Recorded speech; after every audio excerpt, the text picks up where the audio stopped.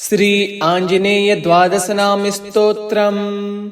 हनुमानञ्जनासूनुः वायुपुत्रो महाबलः, रामेष्टः फलगुणसकः, पिङ्गाक्षो मितविक्रमः, उदधीकर्मणश्चैव सीताशोकविनाशकः, लक्ष्मणप्राणदाता च दशग्रीवस्य दर्पः। द्वादशैतानि नामानि कपीन्द्रियस्य महात्मनः, स्ववापकाले पठे नित्यं यात्राकाले विशेषतः, तस्य मृत्युभयं नास्ति सर्वत्र विजयी भवेत्। हनुमानञ्जनासूनुः वायुपुत्रो महाबलः, रामेष्टः फलगुणसकः, पिङ्गाक्षो मितविक्रमः, उदधीकर्मणश्चैव सीताशोकविनाशकः, लक्ष्मणप्राणदाता च दशग्रीवस्य दर्पः। द्वादशैतानि नामानि कपीन्द्रियस्य महात्मनः, स्ववापकाले पठे नित्यं यात्राकाले विशेषतः, तस्य मृत्युभयं नास्ति सर्वत्र विजयी भवेत्। हनुमानञ्जनासूनुः वायुपुत्रो महाबलः, रामेष्टः फलगुणसकः, पिङ्गाक्षो मितविक्रमः, उदधीकर्मणश्चैव सीताशोकविनाशकः, लक्ष्मणप्राणदाता च दशग्रीवस्य दर्पः। द्वादशैतानि नामानि कपीन्द्रियस्य महात्मनः, स्ववापकाले पठे नित्यं यात्राकाले विशेषतः, तस्य मृत्युभयं नास्ति सर्वत्र विजयी भवेत्। हनुमानञ्जनासूनुः वायुपुत्रो महाबलः, रामेष्टः फलगुणसकः, पिङ्गाक्षो मितविक्रमः, उदधीकर्मणश्चैव सीताशोकविनाशकः, लक्ष्मणप्राणदाता च दशग्रीवस्य दर्पः। द्वादशैतानि नामानि कपीन्द्रियस्य महात्मनः, स्ववापकाले पठे नित्यं यात्राकाले विशेषतः, तस्य मृत्युभयं नास्ति सर्वत्र विजयी भवेत्। हनुमानञ्जनासूनुः वायुपुत्रो महाबलः, रामेष्टः फलगुणसकः, पिङ्गाक्षो मितविक्रमः, उदधीकर्मणश्चैव सीताशोकविनाशकः, लक्ष्मणप्राणदाता च दशग्रीवस्य दर्पः। द्वादशैतानि नामानि कपीन्द्रियस्य महात्मनः, स्ववापकाले पठे नित्यं यात्राकाले विशेषतः, तस्य मृत्युभयं नास्ति सर्वत्र विजयी भवेत्। हनुमानञ्जनासूनुः वायुपुत्रो महाबलः, रामेष्टः फलगुणसकः, पिङ्गाक्षो मितविक्रमः, उदधीकर्मणश्चैव सीताशोकविनाशकः,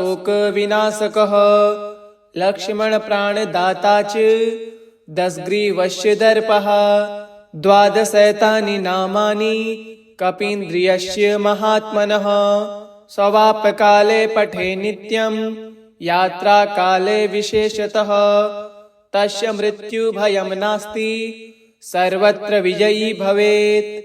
हनुमानञ्जनासूनुः वायुपुत्रो महाबलः, रामेष्टः फलगुणसकः, पिङ्गाक्षो मितविक्रमः, उदधीकर्मणश्चैव सीताशोकविनाशकः, लक्ष्मणप्राणदाता च दशग्रीवस्य दर्पः। द्वादशैतानि नामानि कपीन्द्रियस्य महात्मनः, स्ववापकाले पठे नित्यं यात्राकाले विशेषतः, तस्य मृत्युभयं नास्ति सर्वत्र विजयी भवेत्। हनुमानञ्जनासूनुः वायुपुत्रो महाबलः, रामेष्टः फलगुणसकः, पिङ्गाक्षो मितविक्रमः, उदधीकर्मणश्चैव सीताशोकविनाशकः, लक्ष्मणप्राणदाता च दशग्रीवस्य दर्पः। द्वादशैतानि नामानि कपीन्द्रियस्य महात्मनः स्वापकाले पठे नित्यं यात्राकाले विशेषतः तस्य मृत्युभयं नास्ति सर्वत्र विजयी भवेत्। हनुमानञ्जनासूनुः वायुपुत्रो महाबलः रामेष्टः फलगुणसकः पिङ्गाक्षो मितविक्रमः उदधीकर्मणश्चैव सीताशोकविनाशकः लक्ष्मणप्राणदाता च दशग्रीवस्य दर्पः द्वादशैतानि नामानि कपीन्द्रियस्य महात्मनः स्वापकाले पठे नित्यं यात्राकाले विशेषतः तस्य मृत्युभयं नास्ति सर्वत्र विजयी भवेत्।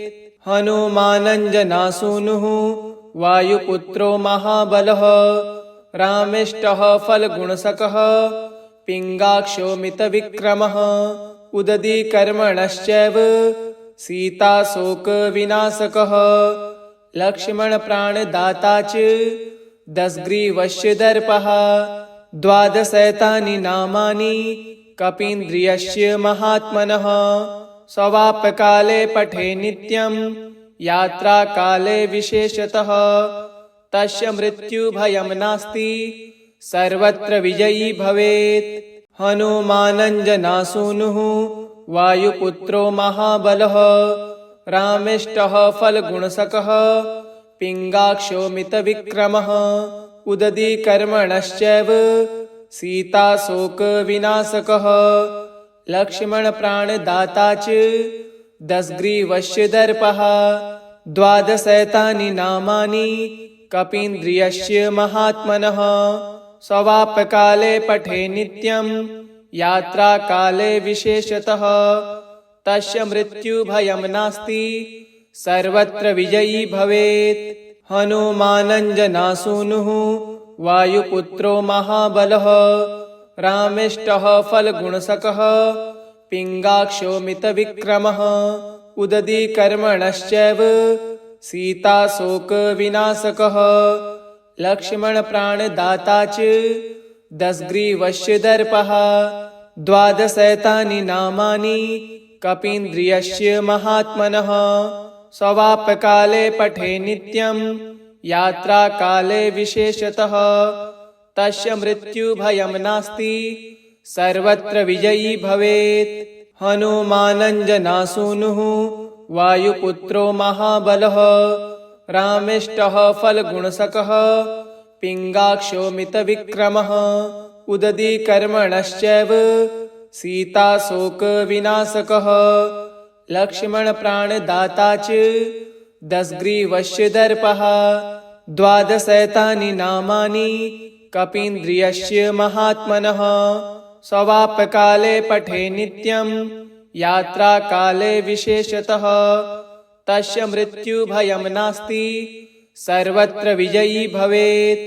हनुमानञ्जनासूनुः वायुपुत्रो महाबलः रामेष्टः फलगुणसकः पिङ्गाक्षो मितविक्रमः उदधीकर्मणश्चैव सीताशोकविनाशकः लक्ष्मणप्राणदाता च दशग्रीवस्य दर्पः द्वादशैतानि नामानि कपीन्द्रियस्य महात्मनः स्वापकाले पठे नित्यं यात्राकाले विशेषतः तस्य मृत्युभयं नास्ति सर्वत्र विजयी भवेत्। हनुमानञ्जनासूनुः वायुपुत्रो महाबलः रामेष्टः फलगुणसकः पिङ्गाक्षो मितविक्रमः उदधीकर्मणश्चैव सीताशोकविनाशकः लक्ष्मणप्राणदाता च दशग्रीवस्य दर्पः द्वादशैतानि नामानि कपीन्द्रियस्य महात्मनः स्वापकाले पठे नित्यं यात्राकाले विशेषतः तस्य मृत्युभयं नास्ति सर्वत्र विजयी भवेत्। हनुमानञ्जनासूनुः वायुपुत्रो महाबलः रामेष्टः फलगुणसकः पिङ्गाक्षो मितविक्रमः उदधीकर्मणश्चैव सीताशोकविनाशकः लक्ष्मणप्राणदाता च दशग्रीवस्य दर्पः द्वादशैतानि नामानि कपीन्द्रियस्य महात्मनः स्ववापकाले पठे नित्यं यात्राकाले विशेषतः तस्य मृत्युभयं नास्ति सर्वत्र विजयी भवेत्। हनुमानञ्जनासूनुः वायुपुत्रो महाबलः रामेष्टः फलगुणसकः पिङ्गाक्षो मितविक्रमः उदधीकर्मणश्चैव सीताशोकविनाशकः लक्ष्मणप्राणदाता च दशग्रीवस्य दर्पः द्वादशैतानि नामानि कपीन्द्रियस्य महात्मनः स्ववापकाले पठे नित्यं यात्राकाले विशेषतः तस्य मृत्युभयं नास्ति सर्वत्र विजयी भवेत्। हनुमानञ्जनासूनुः वायुपुत्रो महाबलः रामेष्टः फलगुणसकः पिङ्गाक्षो मितविक्रमः उदधीकर्मणश्चैव सीताशोकविनाशकः लक्ष्मणप्राणदाता च दशग्रीवस्य दर्पः द्वादशैतानि नामानि कपीन्द्रियस्य महात्मनः स्ववापकाले पठे नित्यं यात्राकाले विशेषतः तस्य मृत्युभयं नास्ति सर्वत्र विजयी भवेत्। हनुमानञ्जनासूनुः वायुपुत्रो महाबलः रामेष्टः फलगुणसकः पिङ्गाक्षो मितविक्रमः उदधीकर्मणश्चैव सीताशोकविनाशकः लक्ष्मणप्राणदाता च दशग्रीवस्य दर्पः द्वादशैतानि नामानि कपीन्द्रियस्य महात्मनः स्ववापकाले पठे नित्यं यात्राकाले विशेषतः तस्य मृत्युभयं नास्ति सर्वत्र विजयी भवेत्। हनुमानञ्जनासूनुः वायुपुत्रो महाबलः रामेष्टः फलगुणसकः पिङ्गाक्षो मितविक्रमः उदधीकर्मणश्चैव सीताशोकविनाशकः लक्ष्मणप्राणदाता च दशग्रीवस्य दर्पः द्वादशैतानि नामानि कपीन्द्रियस्य महात्मनः स्ववापकाले पठे नित्यं यात्राकाले विशेषतः तस्य मृत्युभयं नास्ति सर्वत्र विजयी भवेत्। हनुमानञ्जनासूनुः वायुपुत्रो महाबलः रामेष्टः फलगुणसकः पिङ्गाक्षो मितविक्रमः उदधीकर्मणश्चैव सीताशोकविनाशकः लक्ष्मणप्राणदाता च दशग्रीवस्य दर्पः द्वादशैतानि नामानि कपीन्द्रियस्य महात्मनः स्ववापकाले पठे नित्यं यात्राकाले विशेषतः तस्य मृत्युभयं नास्ति सर्वत्र विजयी भवेत्। हनुमानञ्जनासूनुः वायुपुत्रो महाबलः रामेष्टः फलगुणसकः पिङ्गाक्षो मितविक्रमः उदधीकर्मणश्चैव सीताशोकविनाशकः लक्ष्मणप्राणदाता च दशग्रीवस्य दर्पः द्वादशैतानि नामानि कपीन्द्रियस्य महात्मनः स्ववापकाले पठे नित्यं यात्राकाले विशेषतः तस्य मृत्युभयं नास्ति सर्वत्र विजयी भवेत्। हनुमानञ्जनासूनुः वायुपुत्रो महाबलः रामेष्टः फलगुणसकः पिङ्गाक्षो मितविक्रमः उदधीकर्मणश्चैव सीताशोकविनाशकः लक्ष्मणप्राणदाता च दशग्रीवस्य दर्पः द्वादशैतानि नामानि कपीन्द्रियस्य महात्मनः स्ववापकाले पठे नित्यं यात्राकाले विशेषतः तस्य मृत्युभयं नास्ति सर्वत्र विजयी भवेत्। हनुमानञ्जनासूनुः वायुपुत्रो महाबलः रामेष्टः फलगुणसकः पिङ्गाक्षो मितविक्रमः उदधीकर्मणश्चैव सीताशोकविनाशकः लक्ष्मणप्राणदाता च दशग्रीवस्य दर्पः द्वादशैतानि नामानि कपीन्द्रियस्य महात्मनः स्वापकाले पठे नित्यं यात्राकाले विशेषतः तस्य मृत्युभयं नास्ति सर्वत्र विजयी भवेत्।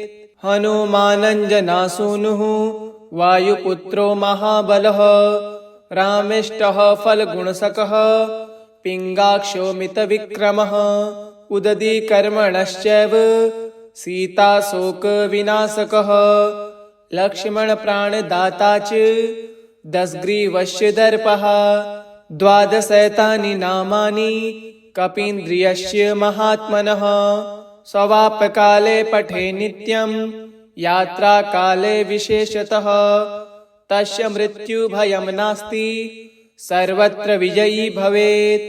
हनुमानञ्जनासूनुः वायुपुत्रो महाबलः रामेष्टः फलगुणसकः पिङ्गाक्षो मितविक्रमः उदधीकर्मणश्चैव सीताशोकविनाशकः लक्ष्मणप्राणदाता च दशग्रीवस्य दर्पः द्वादशैतानि नामानि कपीन्द्रियस्य महात्मनः स्वापकाले पठे नित्यं यात्राकाले विशेषतः तस्य मृत्युभयं नास्ति सर्वत्र विजयी भवेत्। हनुमानञ्जनासूनुः वायुपुत्रो महाबलः रामेष्टः फलगुणसकः पिङ्गाक्षो मितविक्रमः उदधीकर्मणश्चैव सीताशोकविनाशकः लक्ष्मणप्राणदाता च दशग्रीवस्य दर्पः द्वादशैतानि नामानि कपीन्द्रियस्य महात्मनः स्वापकाले पठे नित्यं यात्राकाले विशेषतः तस्य मृत्युभयं नास्ति सर्वत्र विजयी भवेत्। हनुमानञ्जनासूनुः वायुपुत्रो महाबलः रामेष्टः फलगुणसकः पिङ्गाक्षो मितविक्रमः उदधीकर्मणश्चैव सीताशोकविनाशकः लक्ष्मणप्राणदाता च दशग्रीवस्य दर्पः द्वादशैतानि नामानि कपीन्द्रियस्य महात्मनः स्वापकाले पठे नित्यं यात्राकाले विशेषतः तस्य मृत्युभयं नास्ति सर्वत्र विजयी भवेत्। हनुमानञ्जनासूनुः वायुपुत्रो महाबलः रामेष्टः फलगुणसकः पिङ्गाक्षो मितविक्रमः उदधीकर्मणश्चैव सीताशोकविनाशकः लक्ष्मणप्राणदाता च दशग्रीवस्य दर्पः द्वादशैतानि नामानि कपीन्द्रियस्य महात्मनः स्वापकाले पठे नित्यं यात्राकाले विशेषतः तस्य मृत्युभयं नास्ति सर्वत्र विजयी भवेत्।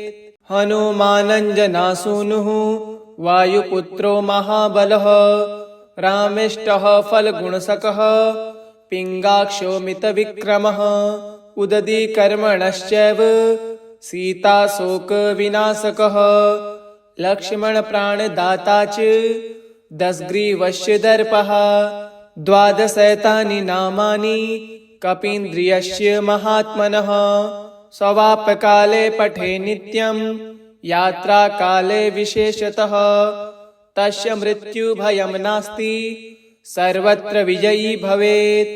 हनुमानञ्जनासूनुः वायुपुत्रो महाबलः रामेष्टः फलगुणसकः पिङ्गाक्षो मितविक्रमः उदधीकर्मणश्चैव सीताशोकविनाशकः लक्ष्मणप्राणदाता च दशग्रीवस्य दर्पः द्वादशैतानि नामानि कपीन्द्रियस्य महात्मनः स्वापकाले पठे नित्यं यात्राकाले विशेषतः तस्य मृत्युभयं नास्ति सर्वत्र विजयी भवेत्। हनुमानञ्जनासूनुः वायुपुत्रो महाबलः रामेष्टः फलगुणसकः पिङ्गाक्षो मितविक्रमः उदधीकर्मणश्चैव सीताशोकविनाशकः लक्ष्मणप्राणदाता च दशग्रीवस्य दर्पः। द्वादशैतानि नामानि कपीन्द्रियस्य महात्मनः स्वापकाले पठे नित्यं यात्राकाले विशेषतः तस्य मृत्युभयं नास्ति सर्वत्र विजयी भवेत्। हनुमानञ्जनासूनुः वायुपुत्रो महाबलः रामेष्टः फलगुणसकः पिङ्गाक्षो मितविक्रमः उदधीकर्मणश्चैव सीताशोकविनाशकः लक्ष्मणप्राणदाता च दशग्रीवस्य दर्पः। द्वादशैतानि नामानि कपीन्द्रियस्य महात्मनः स्वापकाले पठे नित्यं यात्राकाले विशेषतः तस्य मृत्युभयं नास्ति सर्वत्र विजयी भवेत्। हनुमानञ्जनासूनुः वायुपुत्रो महाबलः रामेष्टः फलगुणसकः पिङ्गाक्षो मितविक्रमः उदधीकर्मणश्चैव सीताशोकविनाशकः लक्ष्मणप्राणदाता च दशग्रीवस्य दर्पः। द्वादशैतानि नामानि कपीन्द्रियस्य महात्मनः स्वापकाले पठे नित्यं यात्राकाले विशेषतः तस्य मृत्युभयं नास्ति सर्वत्र विजयी भवेत्। हनुमानञ्जनासूनुः वायुपुत्रो महाबलः रामेष्टः फलगुणसकः पिङ्गाक्षो मितविक्रमः उदधीकर्मणश्चैव सीताशोकविनाशकः लक्ष्मणप्राणदाता च दशग्रीवस्य दर्पः। द्वादशैतानि नामानि कपीन्द्रियस्य महात्मनः स्वापकाले पठे नित्यं यात्राकाले विशेषतः तस्य मृत्युभयं नास्ति सर्वत्र विजयी भवेत्। हनुमानञ्जनासूनुः वायुपुत्रो महाबलः रामेष्टः फलगुणसकः पिङ्गाक्षो मितविक्रमः उदधीकर्मणश्चैव सीताशोकविनाशकः लक्ष्मणप्राणदाता च दशग्रीवस्य दर्पः। द्वादशैतानि नामानि कपीन्द्रियस्य महात्मनः स्वापकाले पठे नित्यं यात्राकाले विशेषतः तस्य मृत्युभयं नास्ति सर्वत्र विजयी भवेत्। हनुमानञ्जनासूनुः वायुपुत्रो महाबलः रामेष्टः फलगुणसकः पिङ्गाक्षो मितविक्रमः उदधीकर्मणश्चैव सीताशोकविनाशकः लक्ष्मणप्राणदाता च दशग्रीवस्य दर्पः। द्वादशैतानि नामानि कपीन्द्रियस्य महात्मनः स्वापकाले पठे नित्यं यात्राकाले विशेषतः तस्य मृत्युभयं नास्ति सर्वत्र विजयी भवेत्। हनुमानञ्जनासूनुः वायुपुत्रो महाबलः रामेष्टः फलगुणसकः पिङ्गाक्षो मितविक्रमः उदधीकर्मणश्चैव सीताशोकविनाशकः लक्ष्मणप्राणदाता च दशग्रीवस्य दर्पः। द्वादशैतानि नामानि कपीन्द्रियस्य महात्मनः स्वापकाले पठे नित्यं यात्राकाले विशेषतः तस्य मृत्युभयं नास्ति सर्वत्र विजयी भवेत्।